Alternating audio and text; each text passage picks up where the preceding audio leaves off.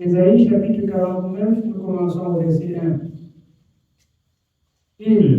Écoutez-moi, le peuple lointain, soyez attentifs. L'Éternel m'a appelé dès ma naissance, il m'a nommé dès ma sortie des entrailles maternelles. Il a rendu ma bouche semblable à un glaive tranchant. Il m'a couvert de l'ombre de sa main, il a fait de moi une flèche aiguë, il m'a caché dans son carquois. Et il m'a dit, tu es mon serviteur, Israël, en qui je me glorifierai. Alors, depuis la création, depuis la création du monde, Dieu le connaissait. Dieu dit à son serviteur Ésaïe, tu es un instrument dans ma maison, utile, que je dois utiliser. Toi aussi, sois cet instrument dans la maison de Dieu, utile, dont nous étions l'autre jour en train d'apprendre que chaque personne doit être utile dans la maison de Dieu. Par ailleurs, son serviteur parle des vases vils et des vases d'honneur. Sois utile pour ton Dieu. Oui. Nous continuons au verset 4. Et moi j'ai dit, c'est en vain que j'ai travaillé, c'est pour le vide et le néant que j'ai consumé ma force. Mais mon droit est auprès de l'Éternel et ma récompense auprès de mon Dieu. Alors, lorsque vous travaillez, que ce soit pour Dieu, travaillez pour Dieu et non pour le monde. Travaillez pour être accepté par Dieu et non pour être apprécié par les autres. Chaque chose que l'on trouve à faire, qu'il le fasse selon la force que Dieu lui donne. Lorsque nous travaillons pour Dieu. Et une fois que tu sais que tout ce que tu fais, tu le fais pour Dieu, tu oublies toutes les autres choses. Et tu peux librement rendre service à Dieu. Alors, comment est-ce que au moment où tu auras besoin de quelque chose, tu vas prier, Dieu va t'oublier. Tu vas appeler, Dieu ne va pas répondre. Il va répondre. Si en travaillant, si en étant dans la maison de Dieu, tu exerces la justice, dans la justice, la fidélité, tu marches comme Dieu a dit, en travaillant comme nous travaillons. Je ne pense pas qu'à un moment donné, comme le serviteur de Dieu dit, fais connaître vos besoins à l'Éternel, tu dois faire connaître tes besoins, Dieu va dire qu'il ne te connaît pas. Si les hommes mentent, Dieu ne ment pas. Il est le même, hier, aujourd'hui, pour l'éternité. Et il ne refuse aucun bienfait à celui qui le demande dans la justice. Il arrive que nous réclamons la justice sans être juste. Et ça va être difficile que le peuple de Dieu comprenne. Si le peuple de Dieu marche selon la justice de Dieu, voilà les promesses de Dieu. Oui, bien aimé. Nous sommes au verset 5. Maintenant, l'Éternel parle, lui qui m'a formé dès ma naissance pour être son serviteur, pour ramener à lui Jacob et Israël encore dispersés. Car je suis honoré aux yeux de l'Éternel et mon Dieu est ma force. Je suis honoré aux yeux de l'Éternel et l'Éternel est ma force. Je comprends encore plus profondément pourquoi l'apôtre Paul dit dans 1 Corinthiens 4. Je n'ai pas peur du tribunal des hommes. Ce que je dois repasser dans mon cœur, c'est d'avoir la crainte pour mon Dieu. Si mon Dieu approuve mes voies, tout ce que les hommes peuvent dire ne me sert à rien. C'est ce que Dieu dit pour moi qui est important. C'est ce qui est important pour moi, c'est ce que Dieu a dit. Oui, bien. Au verset 6, il dit, c'est peu que tu sois mon serviteur pour relever les tribus de Jacob et pour ramener le reste d'Israël.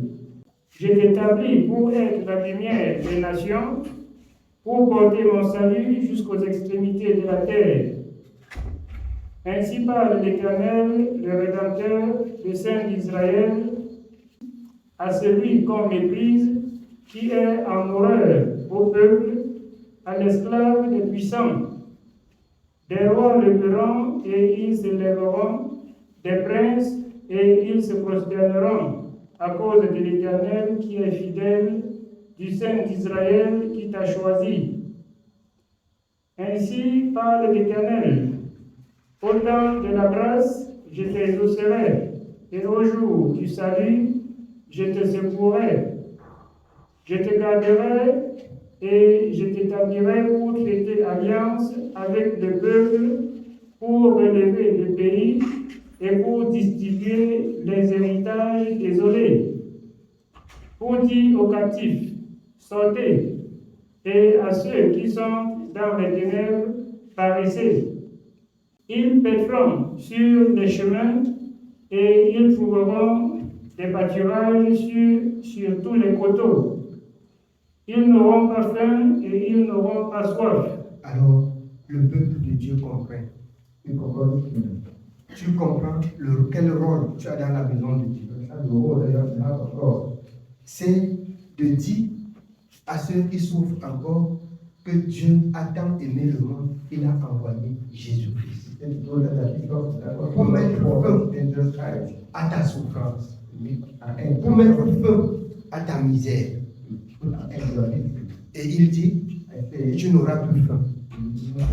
Parce que l'Éternel, par son envoyé, a dit, cherchez premièrement le royaume et la justice. Ce que vous allez manger, il dispose. Aujourd'hui, le peuple de Dieu cherche ce qu'ils vont manger. Ils oublient ce que Dieu a dit. Juste ici, on ne trouve pas ce qu'on va manger. Ou encore, on trouve même ce qu'on va manger, mais le salut passe inaperçu. Le salut passe inaperçu. Il t'établit pour que tu dises aux malheureux, Dieu vous a aimé et il a envoyé un sauveur, Jésus-Christ de Nazareth. Et le message de la bonne nouvelle circule. Oui, bien. Nous sommes au verset 10. Ils n'auront pas faim et ils n'auront pas soif. Le mirage et le soleil ne les feront point souffrir, car celui qui a pitié d'eux sera leur guide et il les conduira vers des sources d'eau. Je changerai toutes mes montagnes en chemin et mes routes seront frayées. Les voici, ils viennent de loin, les uns du septentrion et de l'Occident, les autres du pays des Sinim. Cieux, réjouissez-vous, terre, soit dans l'allégresse, montagne, éclatez en cris de joie, car l'Éternel console son peuple, il a pitié de ses malheureux. Si on disait, l'Éternel m'abandonne, le Seigneur m'oublie, une femme oublie-t-elle l'enfant qu'elle allait? N'a-t-elle pas pitié du fruit de ses entrailles? Quand elle l'oublierait, moi je ne t'oublierai point. Voici, je t'ai gravé sur mes mains. Tes murs sont toujours devant mes yeux. Tes fils accourent. Ceux qui t'avaient détruite et ravagée sortiront au milieu de toi. Porte tes yeux alentour et regarde, tous, ils s'assemblent, ils viennent vers toi. Je suis vivant, dit l'Éternel. C'est une parole qui doit s'accomplir. Ceux qui te haïssent et que tu marches selon la parole de Dieu. Ceux qui méditent et qui attendent de voir mourir verront que tu vas vivre et que tu dois vivre être heureux. Parce que l'Éternel a dit. Mais il faut seulement une seule chose. Garde la parole de ton Dieu. Veille sur la voix de ton Dieu. Et les promesses de l'Éternel aussi s'accomplira dans ta vie. Oui, bien-aimé. Porte tes yeux alentour et regarde. Tous ils s'assemblent, ils viennent vers toi. Je suis vivant, dit l'Éternel. Tu les revêtiras tous comme une parure. Tu t'enseigneras comme une fiancée. Dans tes places ravagées et désertes, dans ton pays ruiné, tes habitants seront désormais à l'étroit, et ceux qui te dévoraient s'éloigneront. Ils répéteront à tes oreilles: ces fils d'hommes, tu fus privé, ces fils d'hommes, tu fus privé. L'espace est trop étroit pour moi. Fais-moi de la place pour que je puisse m'établir. Et tu diras en ton cœur: qui me les a engendrés? Car j'étais sans enfant, j'étais stérile, j'étais exilé, répudié. Qui les a élevés? J'étais resté seul. Ceux-ci, où étaient-ils? Ainsi a parlé le Seigneur l'Éternel.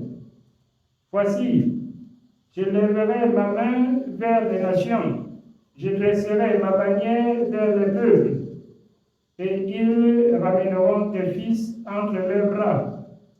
Ils porteront tes filles sur les épaules. Des rois seront tes nourriciers, et leurs princes tes nourrices. Ils se prosterneront devant toi la face contre terre, et ils lécheront la poussière de tes pieds. Et tu sauras que je suis l'Éternel, et que ceux qui espèrent en moi ne seront point confus. Le butin du puissant lui sera-t-il enlevé, et la capture faite sur le juste échappera-t-elle? Oui, dit l'Éternel, la capture du puissant lui sera enlevée, et le butin du tyran lui échappera. Je combattrai tes ennemis et je sauverai tes fils. Je ferai manger à tes oppresseurs leur propre chair. Ils se livreront de leur sang comme du mou. Et toute chair saura que je suis l'Éternel, ton sauveur, ton rédempteur, le puissant de Jacob. Amen. Bien-aimé, c'est pourquoi Exode 14, j'aime bien dire, vous garderez le silence et l'Éternel combattra pour